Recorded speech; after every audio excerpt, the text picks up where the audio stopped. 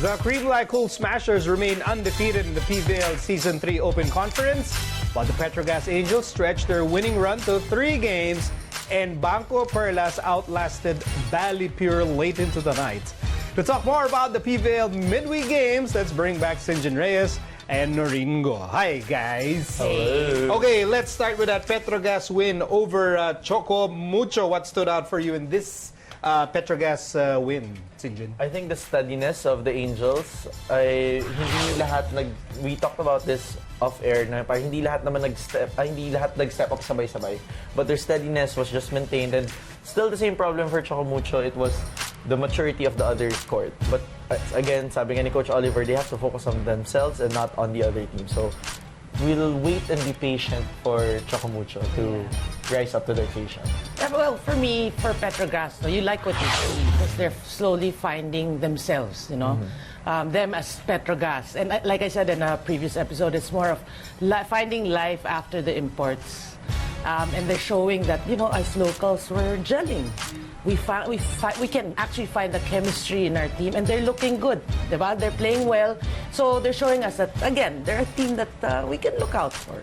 Okay, so if let's say the key is to, you know, live life, move on from the import, who's now parang carrying the cudgels? Sino yung, if you were relying on the import before, who are they relying on now? Well, that's why I like to stress solidarity. It's pretty much a teamwork. Everyone's stepping up. You know, you have good sound setting by Cheng. You have Panaga there playing well. You have Prado. I mean, everyone's stepping up, which is nice to see. So the fans of Petro Gazz must be really excited for this. Walang conference. superstar player. Yeah. That's why you feel it's balanced. It's balanced to a certain degree. But I think, yun nga, sabi nga namin ni Noreen, it was Shen who was steady the whole time. And that's what you want with your libero. Now you have a steady libero. At least you have steady passing. Everything is cruise control for you guys. Let's go to that Creamline win over Pacific Town Army. What should fans take away from this victory, Noreen? For me, it goes to show what a really good team Creamline is, no? Because they're, you know, they can adapt. You know, that they didn't have Morado. Negrito played a really great game, but she had to adapt to her new role as a starting setter.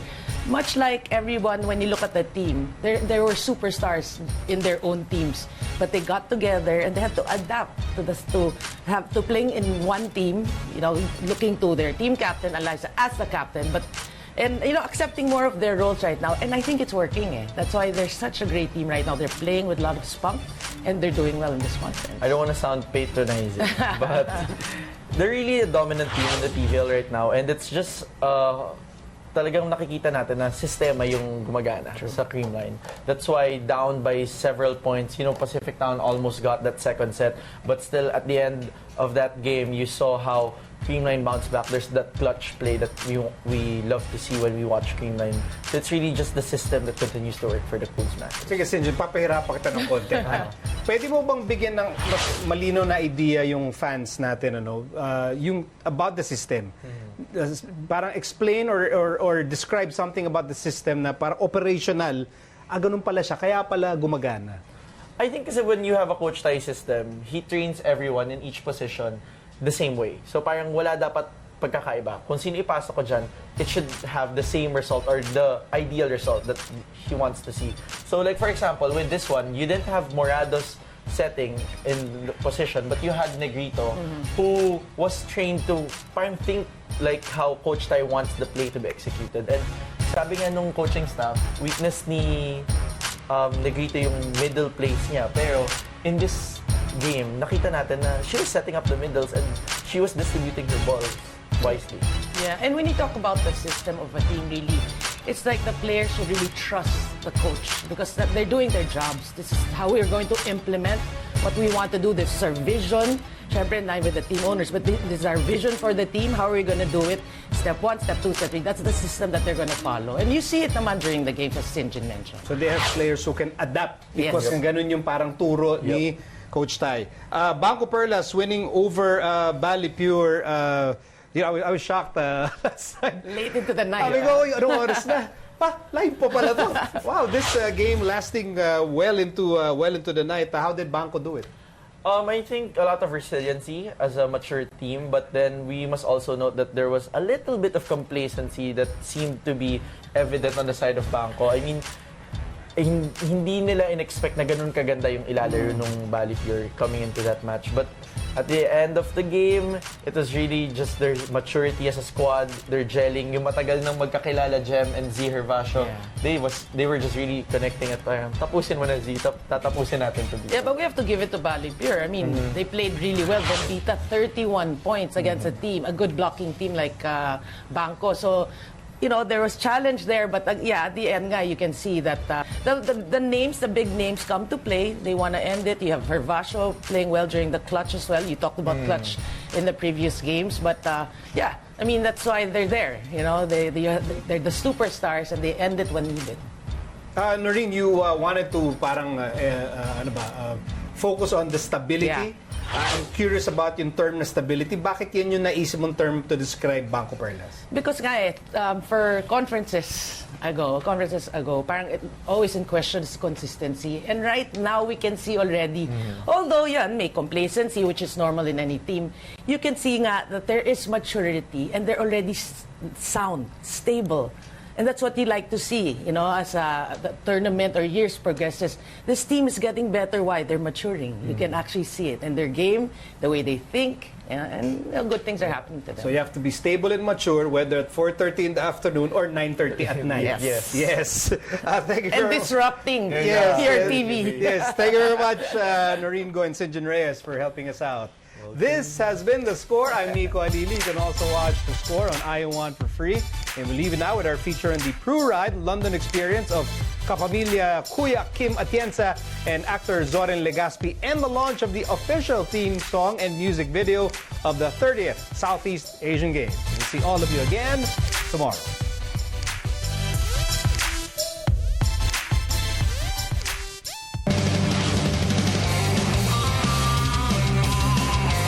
Over 100,000 cyclists participated in the biggest cycling festival in the world, the recent Prudential Ride London.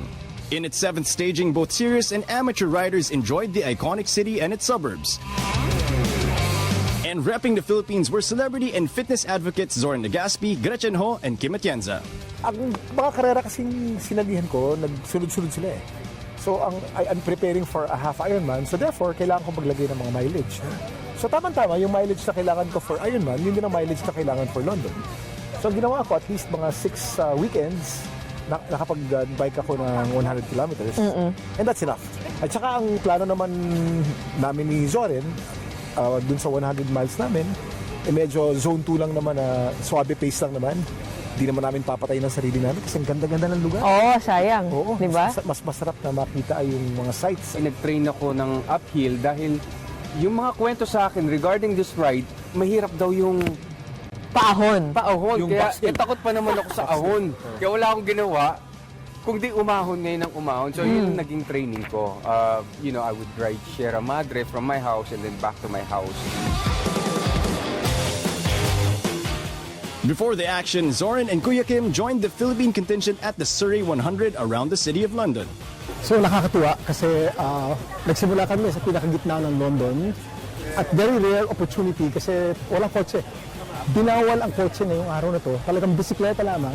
Nakikita mo yan bilang turista na tourist spots yan eh. But this time, nakita ko sa bisikleta at kasama ko napakaraming tao talaga. After this experience, mapapamahal ko talaga sa bisikleta eh. The Prudential Ride London 2019 hopes to encourage more people to bike and to keep a healthy and active lifestyle. Yes, we compete, but the greatest feat is when we win as one. We've always said that we want not only to win as one, we want to inspire everyone, and we also want to show the best of the Filipino. So I think that the song basically brings this together. The first inspiration are the lyrics, but it's a set of lyrics. It's very inspiring because it was written specific to the youth. Ako ang message talaga natin is sacrifice. You know, it's a sacrifice to most of our athletes, and we are all supporting you. I just have to say that athletes have some of the most difficult jobs just because of how hard their bodies are just pushed, and a lot of it is at will. And so sana supportahan na lang natin yung mga athletes in every one of their events.